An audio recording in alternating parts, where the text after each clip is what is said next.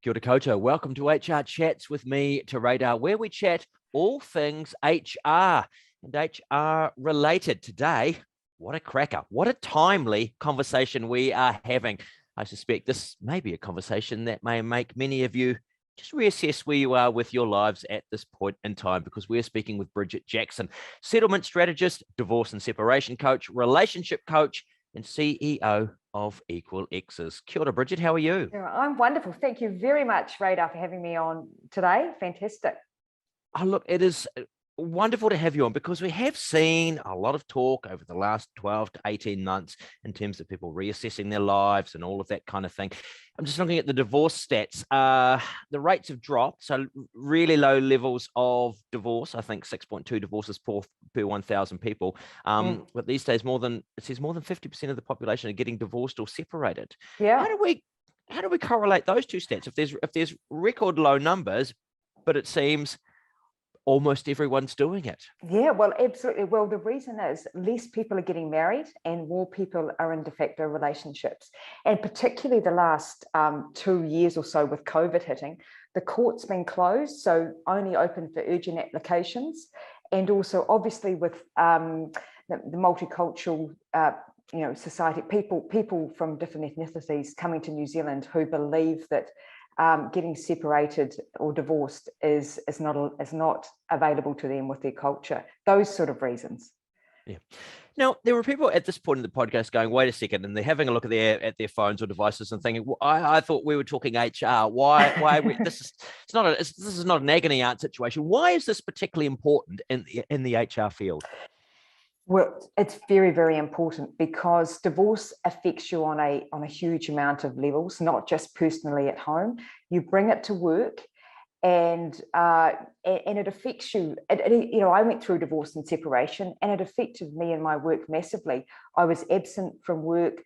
There was a lot of presentism going. So in my case, I would be at work, but I would actually not be at work. I wouldn't be functioning. I wouldn't be thinking about work. It affects your productivity. People who go through divorce and separation, and the first year leading up to it and during that first year of separation, productivity decreases by at least 40%. Right. And we are encouraging people. We've had no end of conversations on this podcast and in the HR field around bringing your entire self to work, and that entire self is very much you and your relationship. As we get into this conversation, what should people be thinking about if they're in this HR field? They should be absolutely thinking about what programs have they got in place, because from where we see it, there is nobody who has an HR policy that specifically relates to divorce and separation. What we do at Equal X's is we focus on people as a whole. So across the legal, the parenting, the financial, and well-being. Divorce coaching is quite a new area in New Zealand. It's very big in the US, and people really need that support. Really, what we are is we're thinking partners. We hold people's hand as they go through the process, helping people make the best decisions that they can make. Across those areas that we talked about in terms of avoiding the mistakes and the pitfalls that many people make as they go through the process. You really want people to be separating with dignity, because when it comes to divorce, particularly high conflict divorce, it can have huge impacts on people. And this, particularly in the field of employment, we've talked about the absenteeism, the presenteeism. When I'm listening to the conversation here, all I can hear is just a lot of heartbreak and pain, and just a lot of paperwork and legalese and things that not only distract you, but you're required, lawyers work business hours, so going to see them or to go to family court, there's a lot of time needed away from work as well, and businesses need to be aware of that. Oh, absolutely. And the fact that co-workers productivity goes down as well, because they're having to take up the slack. They're having to be a listening ear. They're having to actually take over parts of their colleagues' roles, and it is a very private matter, but people around them who are close to them know what's going on, and people generally have close relationships with people they work with because they spend so much time there. So they inevitably do talk to talk to their colleagues. There's other issues in terms of people deciding, well, actually I can't work in this job anymore because I can't handle it. There might be childcare issues, so they can't work full time anymore. They might have to relocate to live in some other region. They might have to look for another job because they want a new beginning or a new direction, or in fact they need to find a job that's going to pay them more because now their family is going to be living in two households. I mean, it just goes on and on. And also to take into account majorly is every employee that goes through divorce and separation costs an employer approximately 100 grand a year going through separation. So that is massive. That is massive off their bottom line. What happens, we're thinking about this as in terms of having a partner employed in a business or something like that. What happens when they both are? When they're both going through separation, you really need to manage this. They both may well be within the business, perhaps at different levels. Absolutely. So, for us, we're a big believer in separating with dignity. So we work with both partners. For us, obviously they need legal advice in the first instance and need their settlement agreements signed off. But there are alternative ways to going to court that this can be dealt with, collaboratively, working together. So in this business, we generally have one of us or two coaches who work with the clients through all of the issues that they have in relation to custody and relationship property. And we're mediators in this business as well. So we can informally mediate any issues for them. And, that saves them so much time, so much money, and lessens the emotional toll. It's massive. We get the positive and sustainable outcomes for people because we want them to be able to walk out of this room and like each other and continue to have a fantastic co-parenting relationship, obviously, if they have children. We don't want people to have any regrets in the way that they act through the process. We really don't. Life is too short to, in my case, it took 5 years to settle, cost me $500,000, and I've got 4 children. And I thought, that's why this business is established. There's got to be a better and a more positive way to do this. There really does. Yeah. A business like this, you're a little bit like undertakers, aren't you? Everyone's going to die, and it seems, everyone is going to fall in love, and it may not necessarily be with the right person or at the right time. And there is, it's not a self-perpetuating machine, but there is no shortage of couples tuning through. Yeah, absolutely. Particularly during COVID times, it's gone up at least 30%. One piece of advice for everybody is that if you're wanting to get into a committed relationship with someone you're in, ask them the 50 questions. We've got a document. 50 questions. Actually, I've added to it, so it's even more. Oh no. Oh God, no. What's the question that people forget to ask? Well, what sort of money personality are you? It's a very good one. Someone might be a saver, someone might be a spender, because finance is one of the huge reasons people decide to separate, is because constant arguments over finance and not willing to work together and compromise in terms of their money personalities. I just tried to sit here now to think how many questions I asked, and I don't even know that it was 5. It's just the vibe of the thing, Bridgette. I'm worried for myself. I'll send it to you. The list. Do you think it's good to be done in retrospect? Is it good? Yes. Is it something like this good to actually, if people are in a relationship, to just do a stock take, to do, you have in HR, you do the 360 scenarios and all of that kind of thing. Yes. Is it good for people to sort of sit down and go, okay, so is this working? And if not, what is our point of concentration to try to make this work a little bit better? Yeah, absolutely. A bit like a warrant of fitness, isn't it? Relationship warrant of fitness, 100%. If there's, on average, it takes people who have got issues in their relationship 6 years to do anything about it. Well, that's by that stage, look, they've come to see me. And I'm certainly not pro-divorce. We work in the space too of should I stay or should I go? So if people are on the fence, we will work through, what do you want to preserve in your relationship? What do you need to negate in your relationship? So, that's really useful for a lot of people. We do parenting plans, how to co-parent effectively, how to communicate with a toxic ex, new beginnings, how to, dealing with conflict resolution, pre-mediation, preparation, coaching, all of that people need.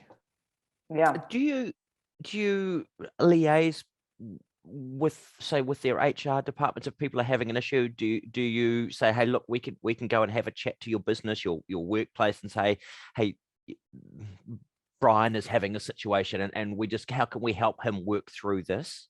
Well, we will be. So we're going to be commencing some pilot programs in relation to in the corporate space. And that will certainly be what we're doing, liaising very, very closely, because everybody I see in my practice, it affects their work massively. Some have really great employers who recognise that they need support, and others don't. Particularly people who have gone through divorce and separation themselves and know how difficult it is. It's exactly like bereavement. There's a grief process that people go through. So why haven't we got support in terms of divorce and separation in our corporates? It's vitally important. It's the outcomes that you can get, and we can absolutely help ensure that the productivity for that in terms of that employee's role is maintained with that wraparound support. They're able to ring us and text us at any time. We've got a number of different programs that we can employ depending on people's customized scenario. Yeah. And, we're talking about some of the outcomes. It can actually be really dangerous for their co-workers as well. If someone is distracted at work, that's really a health and safety issue. Absolutely. Yeah, absolutely. And, one of the most difficult things going through divorce and separation is managing your emotions.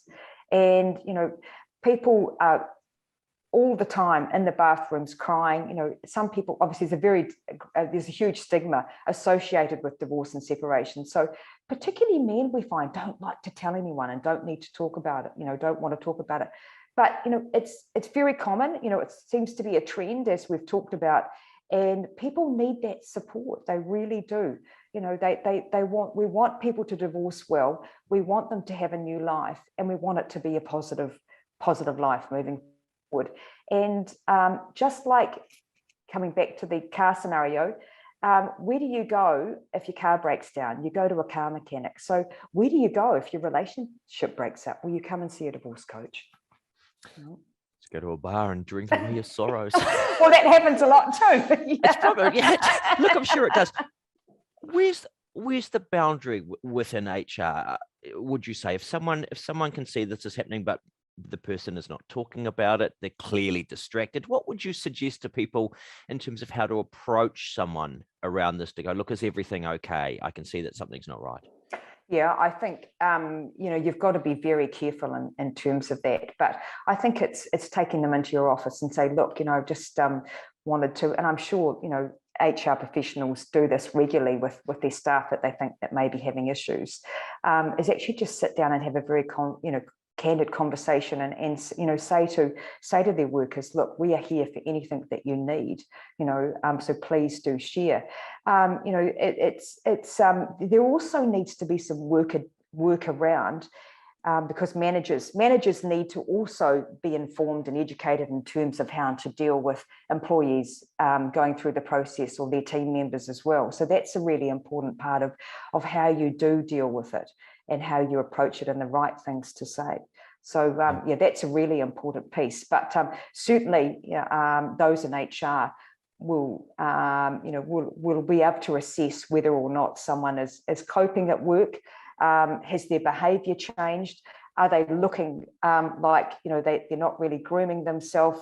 Are they constantly breaking down all the time? Has their productivity decreased? And that's going to be, are they taking huge absences? Are they always on the phone, or seemingly being distracted? So it becomes very clear very quickly, particularly if people are going through a high conflict divorce, because that just adds another layer to it. It really does. We work with individuals who are going through high conflict situations and couples who are amicable. Yeah. Because it's really a wellbeing thing, isn't it? I guess it's things offering some sick leave time, or a leave of absence or something like that, or just to enable them to maybe get things together a little bit more, or to you know, if they've got the court or family court or whatever it may be, to go through those without feeling as if, you know, there's that added pressure from the workplace as well. Yeah, because people will be worried they're going to lose their job. You know, they're going to, you know, they do get worried. And I think if people can, and that's what we coach people to be able to actually have conversations. You know, we write scripts for them, help them write scripts, you know, how to tell your partner you want to separate, how to tell the children, how to tell family and friends, how to tell work, you know, what's happening in their life, because people are really embarrassed about it. People feel like they've failed. You know, people feel like they have failed themselves, they've failed their partner, they thought they were going to be married for 60 years, and their children. So it's got a really wide-reaching effect. And if you can have a team around them, you know, it's really important to have a counsellor or a psychologist, all of those things that I know are in place in a lot of corporates, but also specifically in relation to divorce and separation. You know, even if there's, you know, a time period of maybe even a week or two that people can use in terms of having some sort of leave specifically for divorce and separation, because look, you know, there's menstrual leave coming up, there's climate change leave. Actually, that just went through. Where did that go through the other day? Yes, Spain or somewhere, I think. Yeah. God, about time. I know, exactly. So if people are, you know, and more than 50% of the population are separating and divorcing, this is a pertinent issue that affects everyone. Even if you haven't been through separation yourself, you know someone who's been through separation, your parents have been through separation, you're supporting someone who's going through separation. So no one is untouched by divorce and separation in some way. So, you know, for us, we are really committed to putting this program in place in corporates and ensuring that employees are able to stay on an even keel, have that sounding board, have that thinking partner that they can work with. You know, we have got programs from self-directed, free, complimentary activities right through to full-on, you know, executive coaching, successful settlements. So working with both couples, as I maintained, we can customize it to whatever people need. You know, we do a roadmap, you know, of what people need through the process and what are the outcomes that you need and how we're going to get there. Yeah.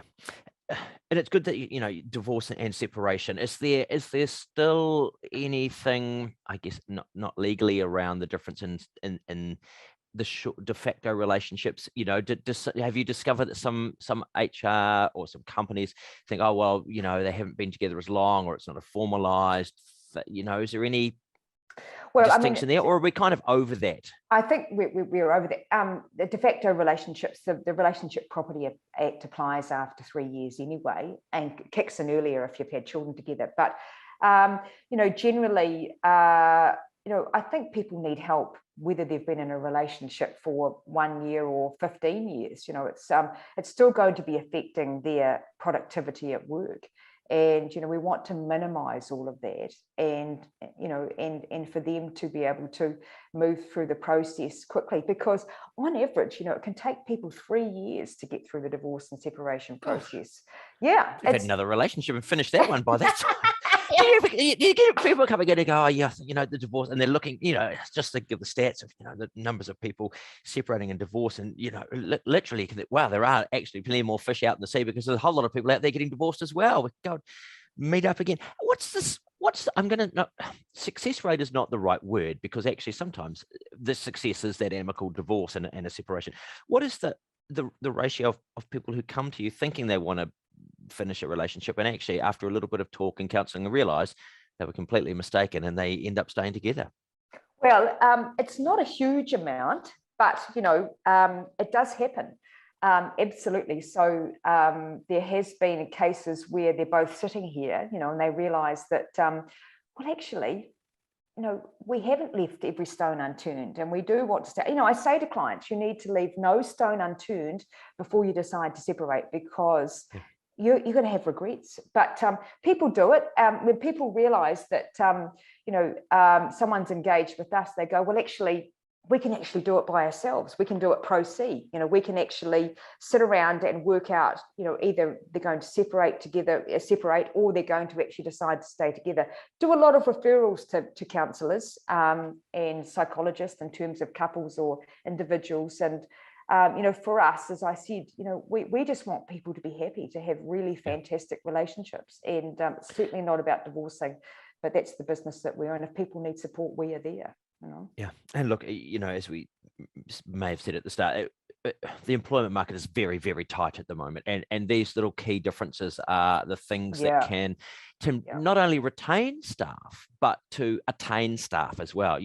When people say, "Hey, I was with this particular company and they really were quite supportive when I went through a period of time," because people are now auditing.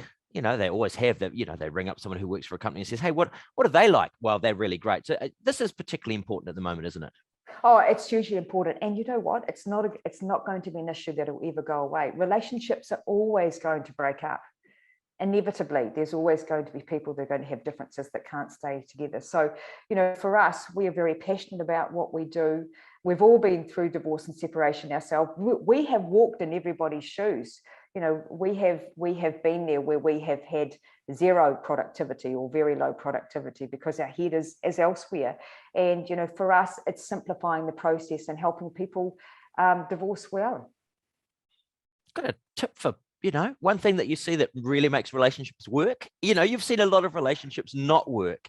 There's no magic elixir, I'm sure. But, if someone said to you, what's the secret of the successful ones? Because we focus a lot on the ones that don't work. We never think often about the ones that really just keep chugging along. Yep. One word: communication.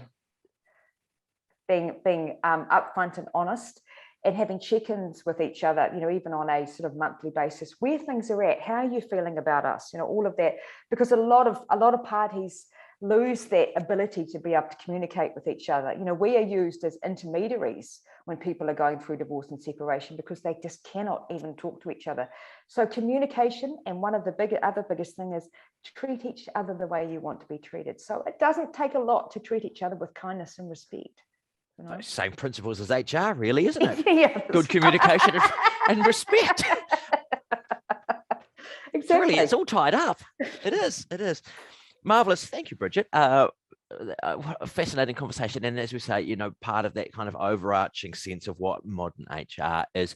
Bridgette Jackson, CEO of Equal Access. What does the rest of your day have in store? A whole lot of people turning up saying, "Come me out of this situation." Absolutely. It's one after the other. Yeah. Lots of clients. Well, go. Look, and who knows, you may have some more after people have listened to this, because it really is a time of reflection. So there we go. Thank you, Bridgette Jackson, CEO of Equal Access. Pleasure. If you want to contact them, you can find the details. You can just Google them, go straight to the website and have a little bit of a chat, or have a chat to HRNZ. This is an ongoing series, to Radar's HR Chats, or HR Chats with Radar, whatever you want to call it. Sometimes I forget. If you have anything that you think similar to this that we should be having a talk about in these HR Chats, then by all means, let HRNZ know. It is a wide and fascinating field. Until next time, goodbye.